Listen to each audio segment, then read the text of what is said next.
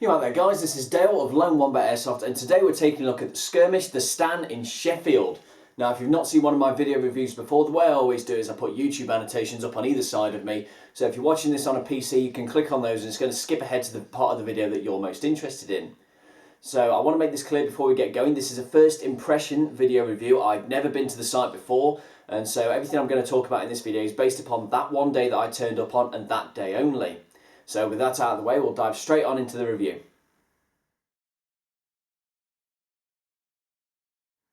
So the site's located in Rutland Road in Sheffield, which is basically a stone's throw from the city centre. It's a large hill, and the site's located roughly about halfway up this hill. If you wanted to navigate there via sat-nav, I've put the postcode in the description down below so you can use that. It's going to drop you off at the base of the hill, so you're going to need to figure out where the site entrance is for yourself. I did notice that there aren't any large banners or anything marking that this was the site entrance, but what you want to be keeping an eye out for is if you're going up the hill, on the right is a large factory building with Stanley Tools written on the side of it. That's the building that you're going to be playing in, and it's turning just before that. I'm putting up these images that I've taken from the roadside, so that's the entrance you'll want to be looking out for. You'll go take a right if you're going up the hill, through the dip, left at the top, right again, and then there's your car park. To make it a bit simpler to understand, I'm putting up a Google image here which shows the satellite view of the main road, where the car park is and where the safe zone is relative to that. The car park itself is reasonably sized. You're going to have plenty of spaces for everybody. I did notice, however, there was a lot of general rubbish and detritus just knocking around on the floor of the car park, so just be careful where you park up. You don't want to just get anything nasty in your tyres when you're pulling up or anything. Once you're actually all pulled up, the marshals will invite you into the safe zone in groups of 4 at a time for their own personal reasons. But so you have to wait for a marshal to ask you if you're coming into the safe zone, but instead of just wandering up yourself. You'll pass through this large netting into the courtyard, take a right from there, and you're looking for a revolving door. If you go through that, you're going to find the front desk where you sign on for the day, and just onto the left of that is a door. Through that door is your safe zone where you've got plenty of space to set up all your gear.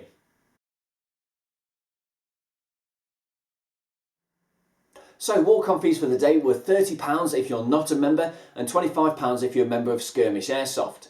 They do also run midweek games at £20. And for all of these, it must be noted that you need to pay a £10 deposit in advance, so make sure you get that done before you turn up on the day. There are currently no hire guns available as well, so you must bring your own kit. If you don't have your own kit, you're going to have to either borrow your mates or you just can't turn up on the day, unfortunately. They don't have anything to facilitate people who don't have their own kit yet. In terms of lunches on the site, there's no lunch included as part of your walk-on fee, and unless you count pot noodles, there isn't really an option for it on the site itself. I had to actually journey off-site, find a petrol station and buy a sandwich and a bag of crisps, and that was my lunch for the day. On the website I couldn't actually see anything that suggested that this would have to be the case, so perhaps throw something up on there, guys, just to let people know that they need to bring their own lunch. So the safe zone itself is quite large. You've got plenty of room for setting up everything. It's not like you're going to be cramped in anything. You've got plenty of room to walk around and loads of bench space to spread out all your kit. There is a portaloo on site as well, and you can buy basic airsoft supplies like ammo and gas behind the main desk.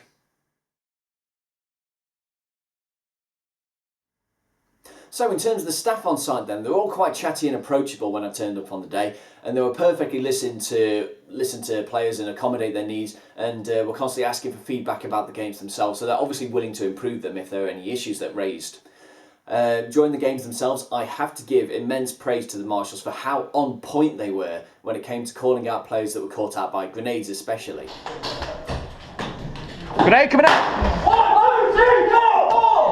Watch this left, they'll make a charge. Because when you're in a CQB environment and a grenade goes off behind you, you're not really paying attention to that, you're too busy looking forwards. So the marshals would jump on every opportunity to say, these players are out, and that's it. So high praise to them for that. They're actually really on board with that sort of thing. In terms of the hit taking of the players themselves then, there wasn't a single instance where I thought, that guy's blatantly not taking his hits. Didn't happen. I can't say at the longer ranges if there are anything that might have been a bit suspicious. I was using a red dot instead of my usual scope, so I can't get a clear picture of where the shots are exactly going, but I would urge more towards on the sides that all the players were playing fair on that day. There was nothing that made me raise my eyebrows about whether a person was being a bit dodgy or not, so well done for that.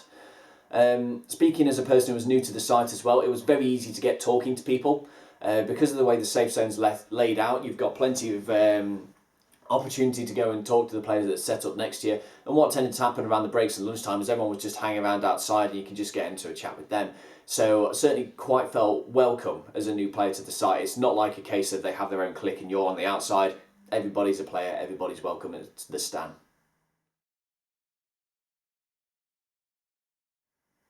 So in terms of the terrain on site then, you're going to be playing in an old Stanley Tools factory building, hence the Stan. You've got 3 factory floors that are all available to play in, as well as an interconnected office building connected by a sky bridge. That's got 2 floors in, and all the outside bit, like the main courtyard and the loading bay, they're all playable as well. It's not as big as the impression it gives once you see it from the outside. That's just because the loading bay for the old trucks, that's not in play, but the vast majority of the site is, and it's definitely got a lot of room to play around with. On the main factory floor especially, you've got plenty of room on either side to spread out and go from cover to cover. It's not like you're forced down a narrow choke point the entire way. Using the outdoor areas as well, this also opens up the site and gives more access points. So there are less choke points than you would normally expect if they were just using the building area, because people can just dive outside from the factory building, go through the loading area and into the office and then come on the back of people. So you've got plenty of options for mobility on this site, which is something I really like. On the subject of choke points though, there are some distinct ones. There was one particular game that highlighted this on the outside because the loading bay area has a load of tyres and skips on the side, and you can't really use them as cover. It's a bit too cumbersome to climb over the whole thing, and that just leaves like a large alleyway where if an attacking force is trying to push through that and the defenders are dug in, it just gives them a corridor of fire to shoot down. There's the sky bridge as well, which is actually quite narrow, and that's the only indoor way to get from the office building to the factory floor. And the fact that the top 2 factory floors only has 2 staircases connecting the 2, so you can have a lot of fights in between staircases. Bring grenades, you're going to need them. You can't chuck your solid ones like your Oshi booms or impact grenades downstairs, but you can throw cardboard ones down there. Cardboard pyro is fine for throwing everywhere, so bring a fair amount of that if you're not wanting to get stuck on the staircases. As I said, it is very open. This means that you're easily able to sprint up and down the sides at your heart's content. The factory floor is quite clear itself, but there are a couple of trip hazards here and there that I've noticed. There's like one door where partial of the door is still actually in place, just the middle bit's cut out, and I kept seeing people trip up that for the entire day. You've also got some of the cover, which is just general office clutter that's just been piled up into one big thing. So it's all hard cover on site, so you're never going to be caught out because you thought that the cover you're hiding behind was solid when it wasn't. But just be careful of trip hazards on this site when you're sprinting up and down the place.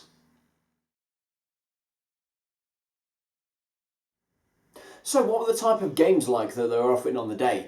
Well, we started the day off with your standard attack-defend style gameplay where defenders would have 1 life in one particular area. Once they died, they had to fall back to the next one, rinse, repeat until the attackers had swept through the entire building. Now, the opening stages of this were really quite good because you're playing in the factory floor and so you had the space to move around.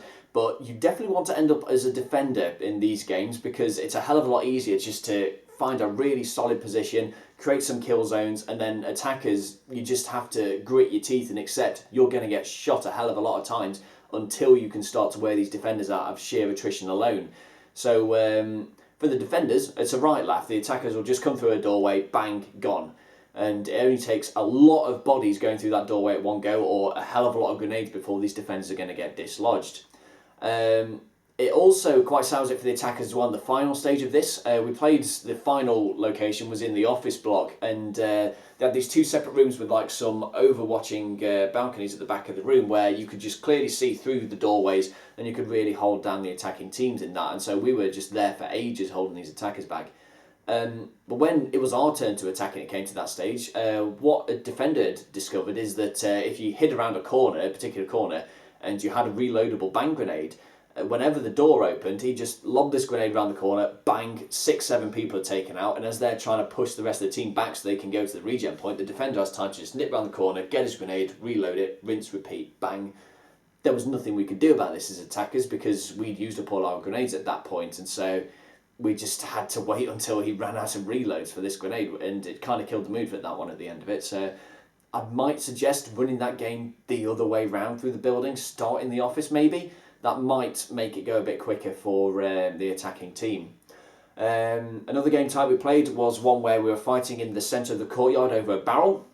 This barrel had a card on the top of it that was blue and yellow on two sides, and at the end of the game, whichever colour was showing, that was the team that won. Now, it was a hell of a lot harder for this game if you were on the side attacking from the factory building, because you had to come out of the loading bay or a particular door that everyone can see and just train their guns at the entire time. And coming out of the loading bay, as I've said earlier, you've got the large amount of tyres and skips on the side of it. It just creates a natural funnel for defenders to just point their guns down and just cut down anybody that tries to sprint through it. What I recommend for this is get those tyres, move them out of huge piles and start building barricades with them in that bit so that attackers actually have somewhere to sprint to and tuck their heads down and try and form some kind of push instead of just making a mad dash in the open. Now, I need to point out as well, this is the first time the Marshals actually tried running this game at the site, and so they didn't know how it was going to end up, so it was an experimental game. So with that first point in mind, I've got two other ways that I think this game could be improved. First one of the two is, instead of having just a singular objective, have multiple ones throughout the site, so instead of one, maybe 4, 5. What this is going to do is it's going to spread the teams out, and so there are multiple engagements going off all the site, and so it doesn't get to the stage where you're just forced to push a single choke point. You can actually say, this isn't working, let's go somewhere else and try and attack that one. That might be one way of doing it. Another is to have a moving objective. So say you have a marshal and that marshal is the objective and players need to capture it. But the trick with this one is don't let them control where the marshal moves. Have him move on a set path throughout the site and the players can't dictate how fast he goes about it. What this will do is that it stops people who have the marshal from camping and just setting up a defensive bit. So they're always having to move to keep up with the marshal. They're always having to clear through the site. It means that people can set up ambushes in front or attack from behind where they're not expecting it. And you'll get a lot of possession change with that, which will keep the game fresh and interesting. If you've ever played the new Doom on Warpath, that's the exact mode I'm trying to describe. So if you're not entirely getting the point I'm trying to make, have a gander at that and you'll understand how that might work as a game. Next game we played was a kill and capture game, whereby whenever you shot a player you could medic them back in and drag them back to your base. They then became on your team, and the winner was obviously the team that just gained so many numbers they could swarm the rest of them, and the other team was wiped out entirely. This worked particularly well with the side because it gave you a lot of room to explore. There was no fixed point you had to go. You could go anywhere for this game and just attack from any direction. That's what made it really fun. One thing I'd suggest with this is don't run this game during the middle of the day, have it at the front of the day, right at the very beginning. My reasoning for this is because it got a little bit confusing because we were playing blue-yellow armbands throughout the days of the teams, but then the teams changed to armbands and non-armbands, and when you've spent the entire day thinking to yourself, right, I'm yellow, I must shoot blue, and you see a yellow but you've not got an armband, you think he's on your team when he isn't, or you're on the other team and you see a guy without an armband and you're not entirely sure whether he's on your team. So instead of waiting for the players to get that in their mindset that I am on this team, I need to shoot this team, have that out of the way first of all so that they don't build that mindset and to make the game flow a lot easier. We also played a game whereby on the second factory floor there was a large maze-like structure that the defenders were just camped in, and attackers had to come in from the two staircases to just wipe them out. Holy Christ, bring face masks for this one. I don't care if you run glasses all the time, you need full face for this one. They are really sharp, tight corners, and you can just walk a corner and get a couple of rounds straight in the face.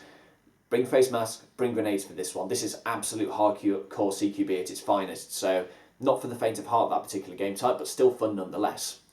So, in terms of the games, fun.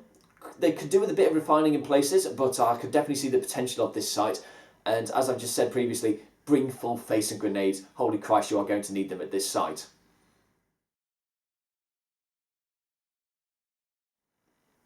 So to summarise then, is Skirmish the Stand as an airsoft site worth paying a visit to? If you're looking for a CQB site in the Sheffield area, I would quite easily recommend the Stand as a site to go, but not without a few bits of fine print on the bottom of that. If you don't like being shot at close range, not the site for you. You're going to come home with a lot of war wounds and it is going to hurt on this. Bring full face. You will need it. Also, the fact that there are no higher guns might put some people off because they don't have their own kit. I personally was a bit disappointed that for the price they were asking on the day that lunch wasn't included as part of your walk-on fee, and that the option wasn't there on site. Just potentially something to prove on. They didn't actually say on the website whether it was or not, so perhaps that's my fault for perceiving that the price meant that it would be included. So just a little thing on that you need to be aware of. If, however, you are really into your hardcore CQB, because this is exactly what this site is, you will have plenty of hardcores to take, a lot of room clearing to do. You will be right up in your opponent's face the entire day. If that sounds like your kind of game, then the Stand is definitely a site you need to check out. Now, I really hope you've enjoyed my video review of the Stand in Sheffield. If you've got any questions you'd like to ask me or feedback you'd like to give, maybe you want to share your own personal experiences of the site, leave it in the comments down below and I'll get back to you as soon as I can. And until next time, this has been Dale of Lone Wombat Airsoft.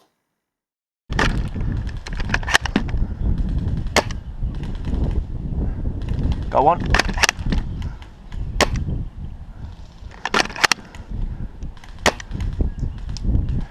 Another. Tagged him again.